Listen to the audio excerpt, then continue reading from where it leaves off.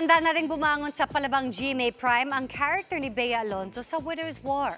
Intense kung intense man on-cam, kabaliktaran naman yan off-cam dahil sa nabuong friendship sa set. Makichika kay Nelson Canlas.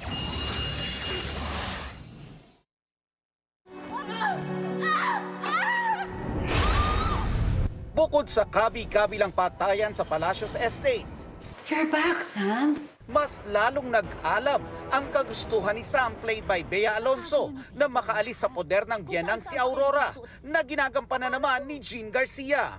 May gusto ka bang aminin sa amin, Mama Aurora? Si Aurora kasi pinaghihinala ang other woman ng yumaong ama ni Sam. Si Mama Aurora ang lover ni Papa. Dahil sa mga pinagdaanang paghihirap, Sobra-sobra ng pagdurusa namin ng pamilya ko sa kamay ng mga Palacios. Pero babangon ako. level up na Sam ang ipinasilip sa teaser ng Widow's War. Hindi raw naging mahirap ang pag-shoot nito para kay Bea, lalo pat ibang paglaban na ang ginagawa niya sa serye. Just like the show, it's always fierce, it's always exciting and thrilling. Itutulak mo yung nanay ko, papatayin mo siya! Nang bisitahin nga namin ang set ng serye sa Taytay Rizal, kitang-kita kung gaano katindi ang mga eksena.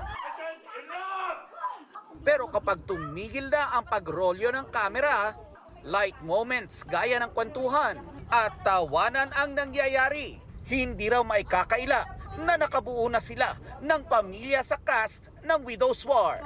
Pwede mo nyo ng gamit na nanay nyo. We really developed friendships here on set na. Komportable na talaga kami sa isa't isa.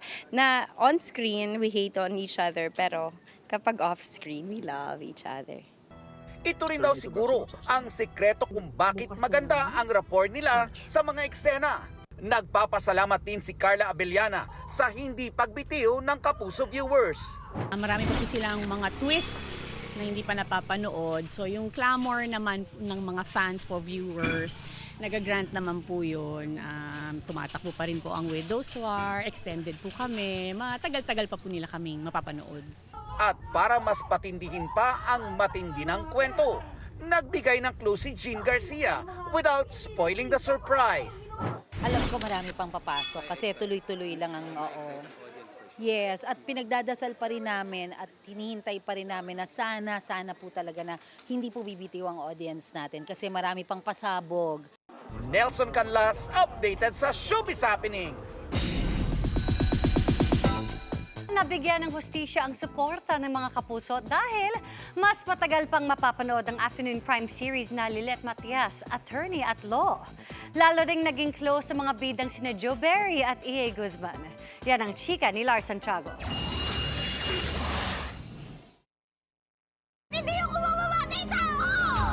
Ngayong nabunyag na kung sino ang tunay na pumatay sa karakter ni Maricel Lacsa na si Attorney Mer sa Afternoon Prime series na Lilet Matias, Attorney at Law. Attorney Lilet Matias, makakalaya ka na.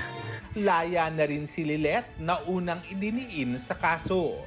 At sa kanyang paglaya, magkakaroon ng mga pagbabago sa buhay ni Lilet bilang abogado. Kung noon, nung nasa private law firm pa siya, marami na siyang gustong tulungan ng mga tao. Ngayon po, nagkaroon ng deeper meaning yung pagiging abogado niya nung nakahalubilo niya yung mga tao sa kulungan. Magkakaroon din ng magandang development sa karakter ni Edgar Allan Guzman na si Attorney Kurt. Lalo na yung mga team kulit na hoping at humuhopya sa Team Kurt at Lilet, yung kung talaga bang aamin ba or may pagtingin ba talaga si Kurt kay Lilet. Sobrang saya rin ni Joe at EA na tuloy-tuloy mapapanood ng mga kapuso ang Lilet Matias hanggang sa susunod na taon dahil na rin sa malaking suportang ibinibigay ng mga manunood. Sa tagal na rin ng pagsasama ni Joe at EA sa taping, nabuo na ang maganda nilang pagkakaibigan.